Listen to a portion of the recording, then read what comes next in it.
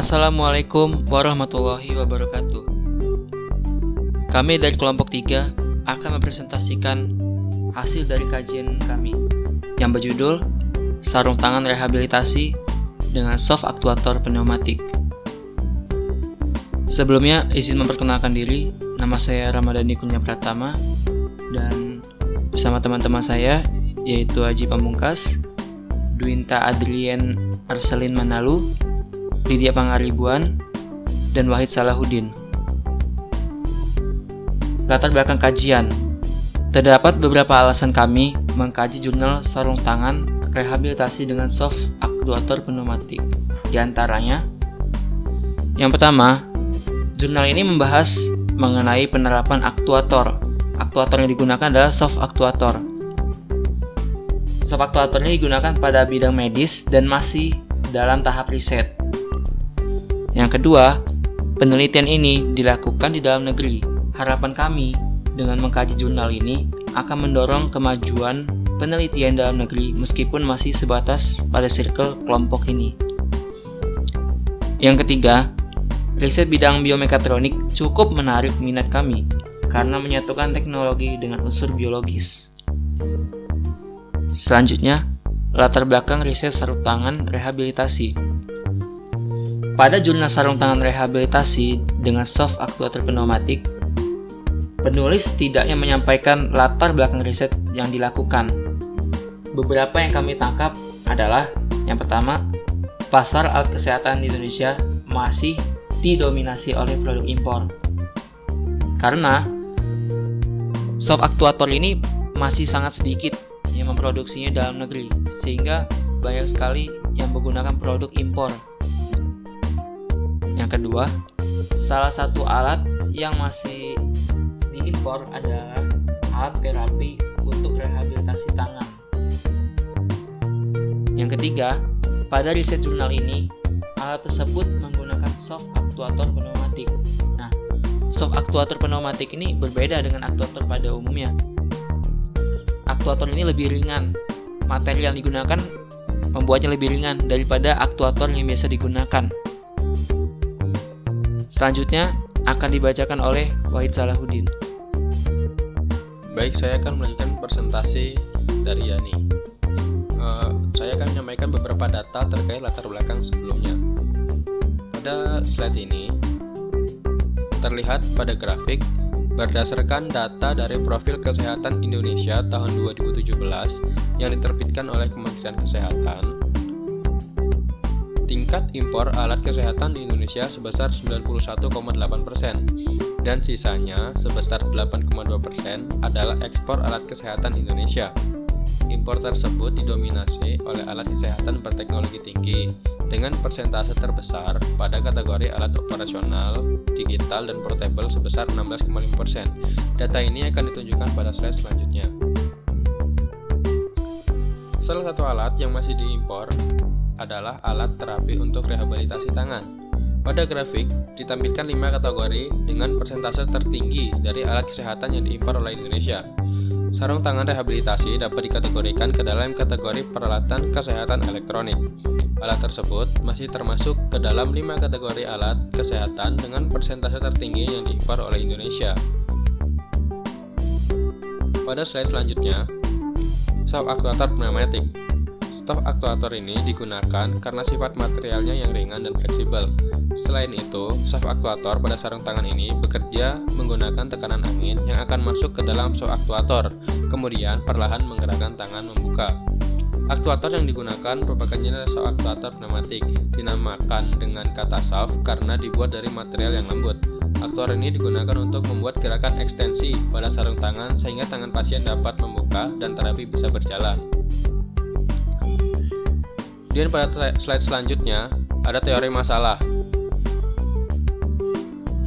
Terdapat beberapa poin masalah yang coba diselesaikan dalam kajian jurnal ini, yaitu pasien kesulitan untuk melakukan gerakan terapi pasca stroke, Di sisi lain, jumlah dokter terapis terbatas sehingga diperlukan alat yang bisa membantu tugas dokter pada pekerjaan repetitif, seperti membantu pasien melakukan gerakan terapi satu persatu. Dengan alat ini, diharapkan pekerjaan dokter bisa menjadi lebih efektif karena bisa digunakan oleh beberapa pasien dengan satu dokter. Selain itu, pemanfaatan teknologi di bidang medis khususnya di Indonesia harus terus dikembangkan agar bisa bersaing dengan teknologi dari negara lain. Bisa kita lihat sendiri bahwa sebagian besar teknologi yang ada di Indonesia masih diimpor dari negara luar, apalagi alat kesehatan, karena alat kesehatan masih termasuk dalam alat-alat dengan teknologi yang tinggi, sehingga masih banyak diperlukan penelitian di Indonesia sendiri. Baik, untuk presentasi selanjutnya akan disampaikan oleh kawan saya.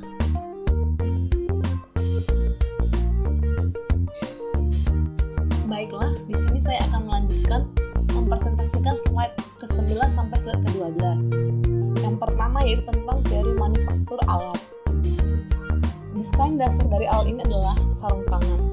Sarung tangan yang dipilih karena bentuknya memang menyesuaikan bentuk tangan, lalu mudah digunakan sehingga tidak menghalangi pasien untuk menjalankan terapi. Tipe aktuator pneumatik tidak sembarangan digunakan. Dipilih tipe ini karena gerakan persendian pada telapak tangan pada prinsipnya memang mirip dengan pneumatic joint. Teori subaktuator. Subaktuator merupakan aktuator dengan material Ecoflex atau silikon yang lunak, sehingga lebih ringan digunakan jika dibandingkan aktuator biasa dengan material berat. Dipilih material yang lembut karena mengutamakan kenyamanan pengguna. Namun, material lembut ini juga harus cukup kuat untuk menahan tekanan udara dan beban yang dikenakan ketika alat bekerja.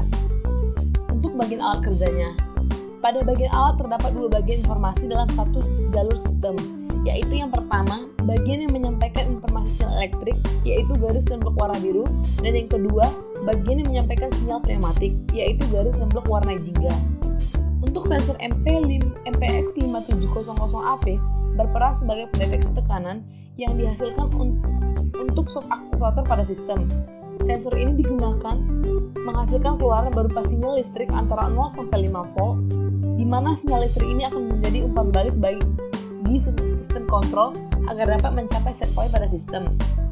Untuk hasilnya, seperti tertera pada tabel, kita dapat lihat bahwa range area kerja sistem itu berada antara 0 sampai 275 kPa atau 0 sampai 40 PSI.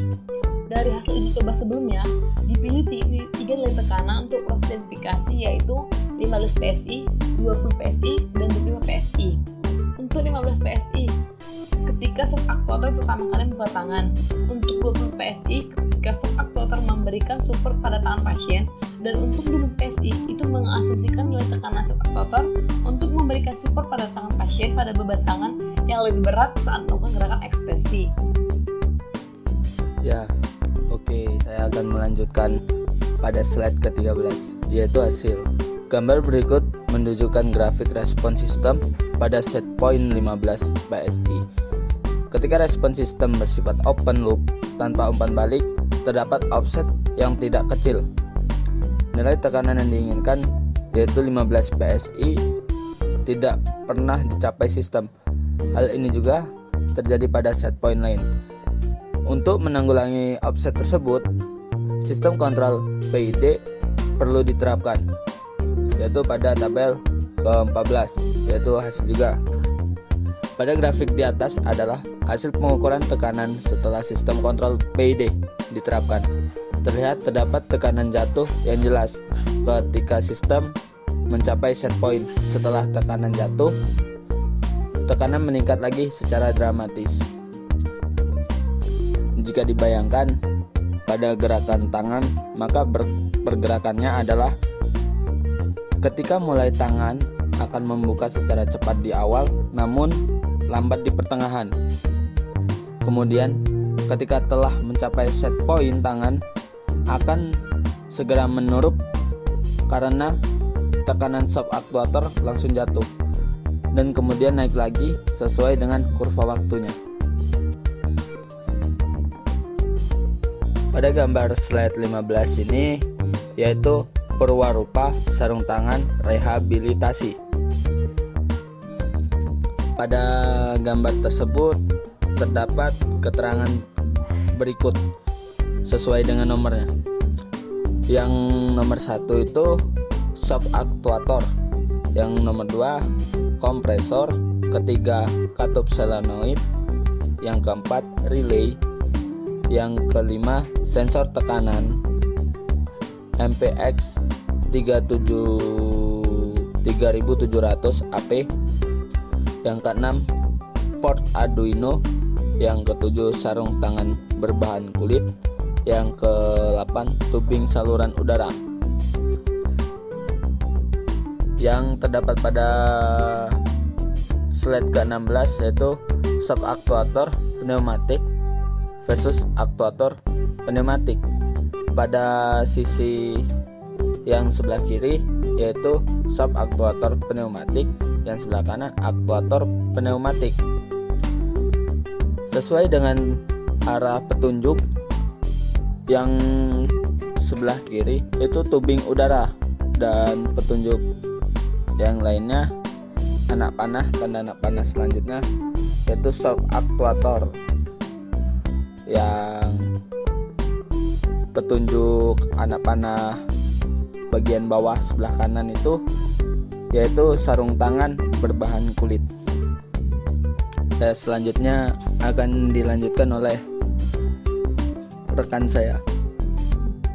Kelebihan dari riset sarung tangan rehabilitasi ini adalah potensi untuk pengembangan shaft aktuator dan artificial muscle dalam negeri masih besar. Penggunaan artificial muscle akan membuat gerakan aktuator lebih halus karena menirukan cara otot bekerja.